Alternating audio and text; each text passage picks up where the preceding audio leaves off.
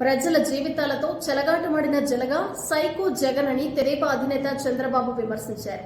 శ్రీకాకుళంలో మహిళలతో నిర్వహించిన ముఖాముఖిలో ఆయన మాట్లాడారు. ప్రజల జీవితాలను తలకిందులు చేసిన దద్దమ్మ ప్రభుత్వమేదని ఆగ్రహం వ్యక్తం చేశారు. మహిళలకు తెదేపా పుట్టినిల్లు అని చెప్పారు చంద్రబాబు. తాను మొదటి నుంచి మహిళా పక్షపాతినని తెలిపారు. మీ కుటుంబాలకు పెద్ద కొడుకులా సేవ చేస్తానన్నారు.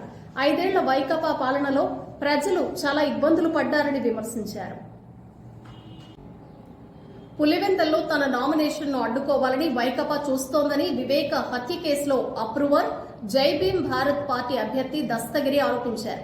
తన నామపత్రాల దాఖలు కార్యక్రమాన్ని నేటి నుంచి గురువారానికి మార్చుకున్నట్లు చెప్పారు. తెదేపా అభ్యర్థి బీటెక్ రవి ఈ రోజే నామినేషన్ వేస్తున్నారని, ఆ పార్టీ ర్యాలీలోకి వైకాపా కార్యకర్తలు ప్రవేశించి దాడికి కుట్ర చేస్తున్నారని ఆరోపించారు. తనపై రాళ్ల దాడికి ప్రయత్నాలు చేసినట్లు సమాచారం అందిందన్నారు. సీఎం జగన్ నామినేషన్ వేసినప్పుడే తాను వెయ్యాలని నిర్ణయించుకున్నట్లు తెలిపారు. పులివెందల్లో తనను జగన్, అవినాష్ ఇబ్బందులు పెడుతున్నారని అన్నారు. దేనికి భయపడే ప్రసక్తి లేదని ధీటుగా ఎదుర్కొంటానని దస్తగిరి తెలిపారు.